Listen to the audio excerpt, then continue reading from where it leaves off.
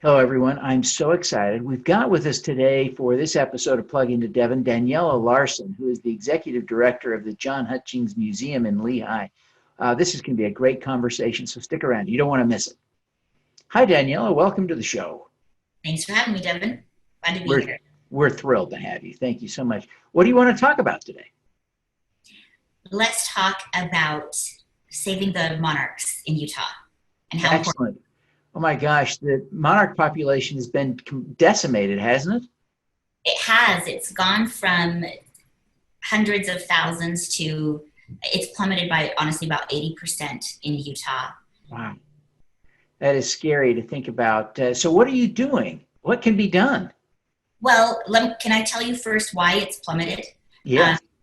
so first of all, monarchs are so important because they're a huge pollinator, and most people already understand the issues with pollination, and so many of the risks and things that have happened to like the bee population, and monarchs are just as much as a threat as important and are being threatened as well.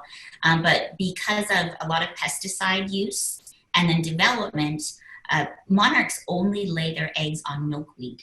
And unfortunately, milkweed looks a lot like milk thistle. And in the state's great efforts to eradicate from milk thistle, a lot of times people that are sent out to spray are told to go and spray that big purple flower at the top around the things. It also likes to grow in patches close to milk thistle, so it is. A lot of the open land that had big patches of milkweed is now gone because of development. It's being sprayed for when it's being mistaken for milk thistle, and it is the only thing that monarchs will lay their eggs on because actually eating the milkweed makes their caterpillars poisonous, and they know that. And so if there isn't milkweed, they just don't lay their eggs. Now monarchs migrate from Canada down to Mexico, and they breed along the way. And there's this break here in Utah that is really affecting just the health of the whole monarch population in general. Uh, Wow. to answer your question, as far as what people can do, we'd love to have people understand the difference between the two plants.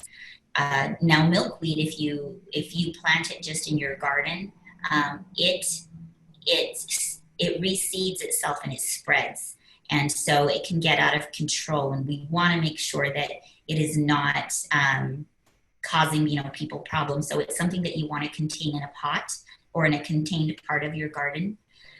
But having people, if everybody were just to plant a little bit of milkweed in their garden, even on a patio, on a deck, or something like in a pot, all of those little pieces together would significantly contribute to how much milkweed there is for monarchs to be able to lay their eggs on as well. So, milkweed is good, milk thistle is bad. Is that right? Very good. Yes. Okay. Very bad. Wow.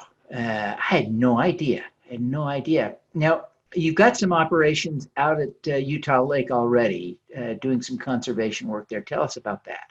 Yes, we've been working with the city of Saratoga Springs, evaluating a property that they have out there. Both, my understanding is Lehi City is soon going to be participating with them in that, where they want to create access to the lake out there for people to use it to recreate and to enjoy.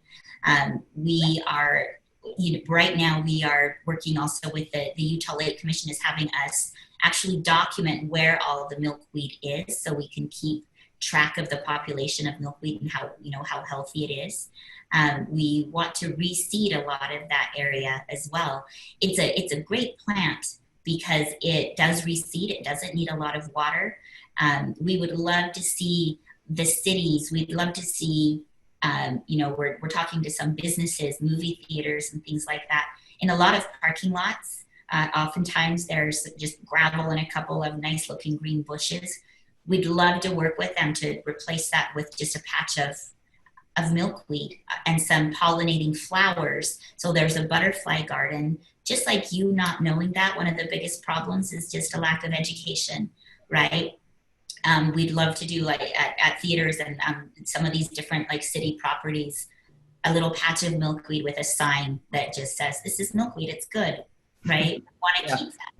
Yeah, Don't fantastic. kind of a thing. Well, Daniela, I really appreciate you taking time to be with us today. We really appreciate it. Before you go, would you tell us what is your superpower? My superpower, I think, is you asked me this question before on an interview we did. I should have been prepared. But I want to say, particularly, especially concerning this issue, would be seeing how helping to save the monarchs is a way to not just save the monarchs, but it's a way to give the opportunity for people and that are on different sides of political issues, religious issues, gender issues, whatever issues. We can all agree that butterflies and pollinating are a good thing. And having communities work on projects like these together, the superpower that I wish I had more of would be to find ways to bring people together, because there's so many things that no matter how different we are, we really do agree on, and we can become friends and really get to know each other as people, no matter what we think about the other issues.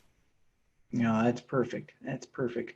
Well, Daniela, before you go, tell people how they can learn more about the John Hutchings Museum. If you'll go to johnhutchingsmuseum.org, there's actually a form right on the front page where you can join any of our citizen science projects. Monarchs is one of them. We also work with, kestrels, other endangered animals.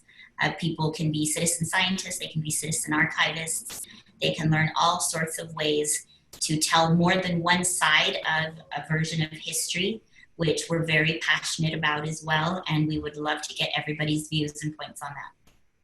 Fantastic. Well, Daniela, thank you so much for being with us today. We really appreciate it, and we wish you every success in your efforts to protect and preserve the butterflies, and as well as your other conservation efforts. Thanks, Devin. Good luck. All righty. Let's be bold together. I'm Devin Thorpe. For the last 8 years, I've been working full-time to eradicate extreme poverty, improve global health, and fight climate change. I've concluded that the best way for me to continue my work is to run for Congress to represent the people of Utah's 3rd District. In Utah, we have common shared values. Those things unite us. I believe passionately in our ability to come together, and I believe that working together, we can solve Utah's problems. I'm Devin Thorpe. I'm a Democrat. I'm running to represent the people of Utah's 3rd District. I'm Devin Thorpe, a candidate for Congress, and I approve this message.